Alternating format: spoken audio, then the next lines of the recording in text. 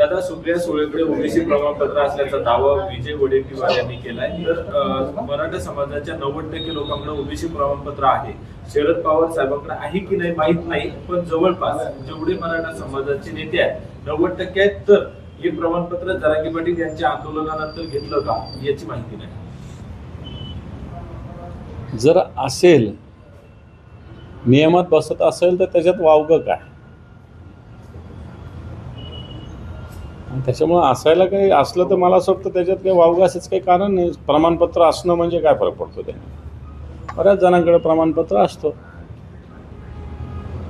नियमाने कायद्याने मिळत असेल तर घ्यायला काय अडचण? लक्ष्मण आखेचे या अनुषंगाने निवेदन आले. विखेंनी ओबीसी प्रमाणपत्र लाभ घेतलाय. प्रसाद लाड यांनी शासकीय नोकऱ्या पळवल्या. सरकार नोकरी भरती का करत नाही याचं उत्तर प्रसाद लाड यांच्या कंपनीला आलं. हे तर खरं आहे की आज महाराष्ट्रात असे खाजगी कंत्राटदार इतके फोपावलेले आहे की अधिकारी सुद्धा आता खाजगी कंपन्यांचे होत आहेत. म्हणून सरकारी नोकऱ्या सरकार देत नाही आहे. सरकार नुसत्या 2 कोटी रोजगार 1 कोटी रोजगाराच्या घोषणा करतं. कित्येक परीक्षा 3-3 वर्ष झालेले, परीक्षा होऊन 4-4 वर्ष झालेले, 5-5 वर्ष झाले, निकाल लागले, यादी बनली, पण अपॉइंटमेंट लेटर मिळत नाही. आणि म्हणून खाजगी कंत्राटदारांचं एक मला असं वाटतं प्रस्थ महाराष्ट्रात नाही देशात वाढलेलं आहे. व्यक्तिगत मी कोणत्या कंपनीवर बोलणार नाही, परंतु निश्चित खाजगी कंत्राटदारांना याचा फायदा मोठ्या प्रमाणावर होतोय. पुण्यातील मांजरी येथे विद्यार्थ्यांचं आंदोलन सुरू आहे आणि सरकारचं शिष्टमंडळ म्हणून नरहरी झिरवळ त्यांना भेटायला गेले होते. त्यांचं वक्तव्य खाऊन पिऊन आंदोलन करा असा आजच सल्ला दिला. तर मी देखील माझ्या काळात चोरून खाऊन पिऊन आंदोलन करत होतो. आता नरहरी झिरवळ, मला असं वाटतं काय बोलावं या मंत्र्यांविषयी. मागच्या काळात काय काय कृत्य समोर आले होते, यांच्या ऑफिसमधले लोक कसे पकडले गेले, आणि अशा व्यक्तीकडून तुम्ही काय फार मॅच्युरिटीचं वक्तव्य कसं करू शकता? राज्याच्या मंत्रिमंडळात असेच मंत्री आहे. राज्याच्या मंत्रिमंडळात असेच मंत्री आहे. कोणी नाचणारे, कोणी गाणारे, कोणी तसं तर मी तर म्हणेल विद्यार्थ्यांच्या आंदोलनाचा हा अपमान आहे.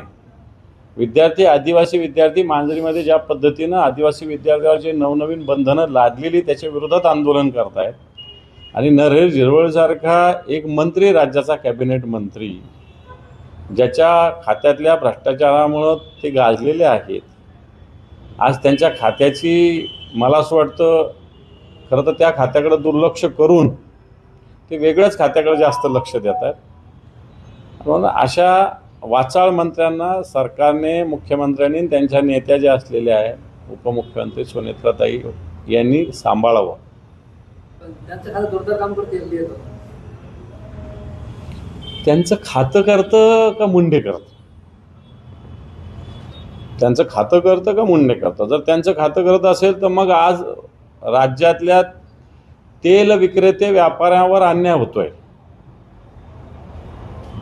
सुट्टं तेल विकण्याचा जो गावोगाव तेलाची घाणी, एकीकडे सरकार कौशल्य विकास म्हणतं, रोजगार द्यायचं म्हणतं. आज आमच्या ग्रामीण भागामध्ये छोट्या छोट्या गावात तेलाचे घाणे आहे. आजही आमच्या या शहरात सुद्धा तेलाचे घाणे, ताजं तेल मिळतं तर घाण्यावर मिळतं.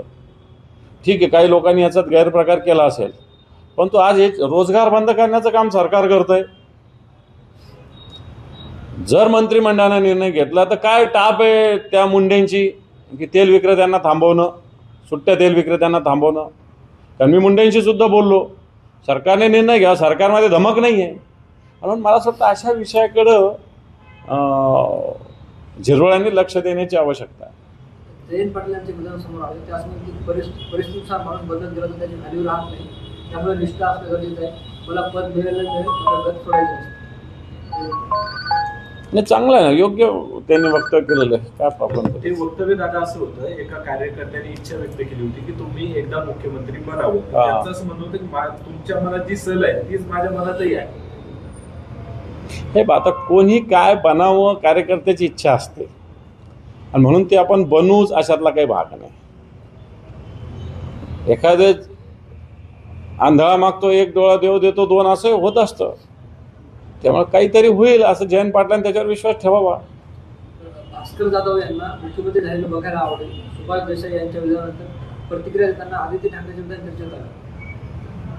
काय बोलले आदित्य सर? भास्कर जाधव यांना मुख्यमंत्री पदाला आवडतं. बिलकुल, काय हरकत आहे. सक्षम माणूस आहे, सक्षम नेतृत्व आहे.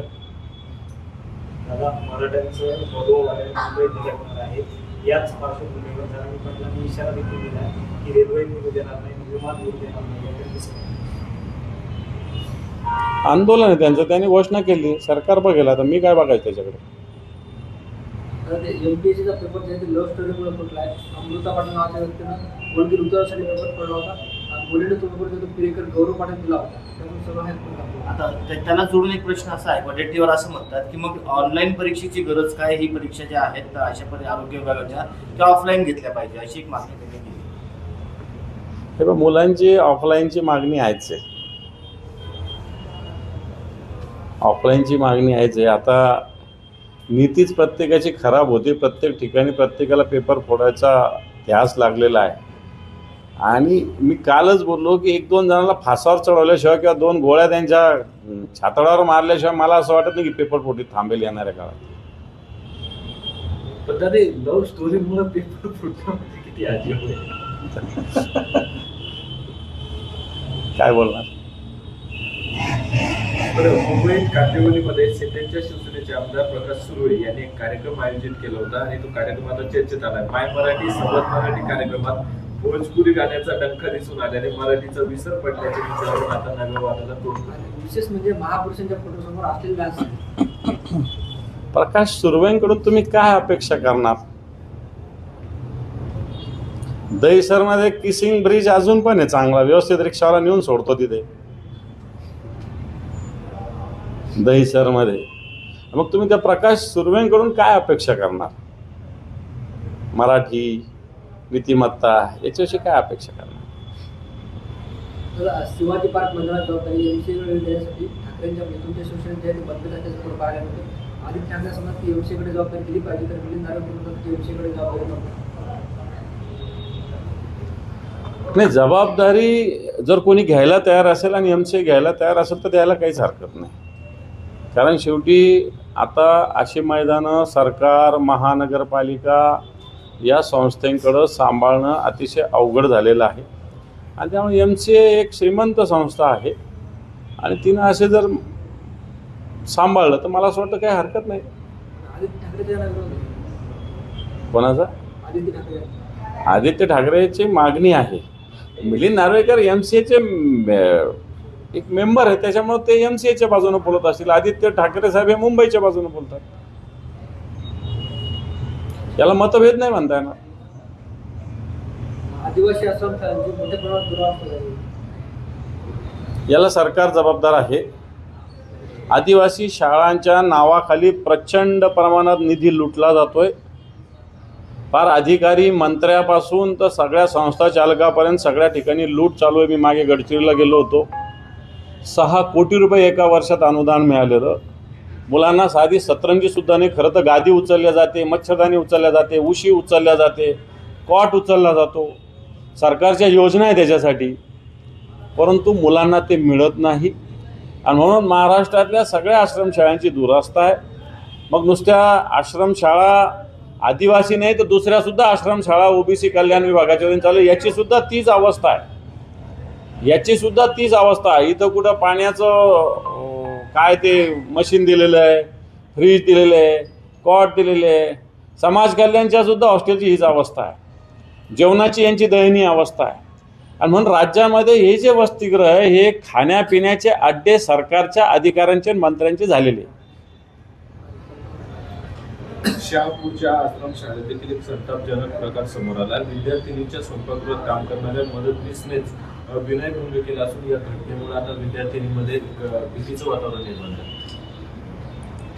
मी सांगितलं ना की जर कुंपण शेत खायला लागलं, मदतनीसानेच अशा पद्धतीनं केलं असेल तर ताबडतोब अशा संस्थेवरच कारवाई झाली पाहिजे. अशा संस्थेवर प्रशासन नेमला पाहिजे सगळ्यात आधी. एखाद्या व्यक्तीवर कारवाई करू नये, संस्थेवर कारवाई करावी. 16 सप्टेंबरच्या उद्धव ठाकरेंचा दौरा समोर येतोय, कशा पद्धतीचं ते दौरा असणार आहे, येणार आहे? मला वाटतं याची घोषणा 1 सप्टेंबर रोजी माननीय आदित्यजी ठाकरे साहेब मुंबईत शिवसेना भवनात करतील. उद्धवजी 16 आणि 17 सप्टेंबरला संभाजीनगरात येत आहेत.